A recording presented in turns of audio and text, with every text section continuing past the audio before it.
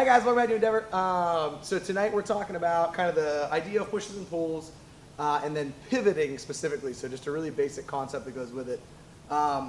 Again, one of the things that we kind of worked with Hoover is the idea that there's only pushes and pulls in a fight. Somebody can pull on you, they can push on you. Punches or pushes, pulls or pulls, that kind of stuff. Specifically what we're going to talk about is if he starts pushing on one side of me, or at least giving me energy in one way. So this idea of pivoting around or path of least resistance is a very simple concept. If he pushes on my left shoulder, generally speaking, not always, but generally speaking, I can roll easily to my right and I can go ahead and just work around that. Instead of trying to push through that energy, and whether he's stronger than me or not isn't necessarily always the issue, although it is a big issue. But if I push into his hand, he can feel that resistance, he can then respond and react to it. It's a little bit harder for him to feel from a sensitivity standpoint if that shoulder just kind of disappears and I move quicker when it goes into it. If he pushes on, same thing on the opposite side, then again I'm opening up this way. If he takes a hand and he reaches cross shoulder, again, same exact idea. He's pushing on my left shoulder, so I pivot into the right. When we're doing these pivots, a couple of kind of things to think about. So if he's pushing on his cross shoulder, I don't just kind of bail out in the way. I might in some circumstances, but I'm also, as my right shoulder is going back, my left shoulder is going in. Right? So for a lot of situations we run into with 2-on-1, that opens up a lot of 2-on-1 positions. But we worked around with this idea and kind of sticking it in certain places. So the concept in itself is if he pushes on my right shoulder, I roll left. If he pushes on my left shoulder, I roll right in a vast majority of things. You'll see this in BJJ. I can set up triangle, like arm triangles and stuff. If he's posting this way, whether I'm laying on the ground or up top, right, and I can punch that arm across and set that same position. It's the same idea. He's posting off of this, so I don't force myself this way. I fight and force this way. So that's the basic concept, basic idea, nothing to it. It applies into a lot of places, so we just want to look at a couple spots this jumps into. One of them that's really big, like a lot of KM systems, they love their basic side clinch. So he's got behind, he's holding on back of the neck, back of the tricep, lining up for knees, punches, all that kind of stuff. From here, again, let's go into our basics. He's pushing on my left shoulder.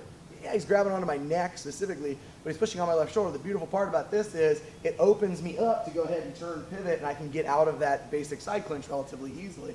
So if he gets it on this side, same idea, I pivot out to the outside, and now I can run and control a 2-on-1, and again, it's just breach outside of that. So it's one thing you'll commonly see. Pressed up against a wall. So imagine there's a wall behind me as he's going into it. People have a tendency to want to push directly into the person that they're fighting. Again, even though his forearm is stretched across my body, his hand is on this shoulder, the direction of his energy essentially is going that direction. So when I go to push myself off that wall, I want to be pivoting off of it that way. I want to go path of least resistance, pivoting, kind of pulling myself out there. If he grabs a knife, this is a huge one that we see, where this concept can really come into play a lot, is if he's trying to stab me and he's come across.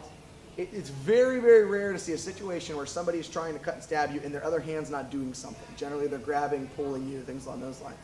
So we see this all the time. Let's rotate. Oh. We see this all the time, right? Where it's this, and I'm trying to get a hold of it, and I'm trying to pull my 2-on-1 or control, and he's stiff-arming me, stiff-arming me, stiff-arming me. And yes, it's super psychologically, it's super hard to get away from this essential focus on this thing that's trying to stab you and cut you, and there's nothing wrong with blocks and things there. But I don't want to stay here forever and lose this battle and push up against something he controls. This is not a good place for him to be. One option, one thing I can start to think about is clearing to the outside of that and then working my way around because that's the way those pressures are going. But again, it can work in a lot of different ways. He's got that pressure. I might end up getting 2 hands on that wrist and then being able to kind of clear and move my way around it. I might, right out of the gate, the second he goes to pull, push me that way. Now again, he has to stab across his body and sets up other things. Again, it's not a perfect system, it's a basic concept. If I'm getting caught in that kind of broken record, oh shit, understand that if he's pushing on this side, I can rotate to the other side, and it is an option, something to work with. Gun stuff, and we take gun into it. Again, we utilize 2-on-1 in a lot of different positions, but same exact idea. Now, if he has the gun on me, right, so a lot of like basic KM system as we kind of go into it, if he's got the gun on me, generally speaking, I'm looking for the shortest line off of my body. So he happens to have it over to this side. I want to be turning off to that side. Happens to be over to this side. I want to be turning off to this side. It's a basic theory that you'll see in a lot of times. Well, now if he has it off to this side, right, but he's posting on this side, that might make it relatively difficult for me to turn and be able to pivot that direction. Might. I'm not saying it's impossible, right? But I have to start to consider that. Okay, now I have this, maybe I'm turning this way to get it, or maybe I'm essentially running into other things that I can do. And again, this isn't a technique video, it's just a basic idea and concept.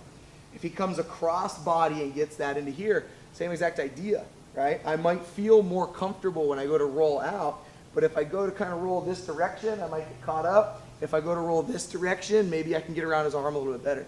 It's just something to start to consider when you get into it, is that kind of pushes and pulls and utilizing it off the pivot, right? So play around. If this movement and energy is direct dead center, then I can generally move left or right off of it. If he's pushing on one side or pushing on the other, in a vast majority of cases, I want to go path of least resistance. If he's pushing on my right shoulder, I'm going to go ahead, let him push on the right and move the left. If he's pushing on the left, I'm going to let him push on the left and pull the right. It can be set up in a lot of places. It can be set up in a lot of adaptations. So start playing around with this stuff. You find it into choke defenses. You find positions on the ground. Like I said, you see this a lot in grappling. You see this a lot in stand-up wrestling. But we see it a lot where people start screwing this stuff up when it comes to gun defenses, knife defenses, things like that. It's a really, really basic, simple kind of theory and concept you can work with. Start adding in, but have some fun with it, play with it. We'll see you guys next time.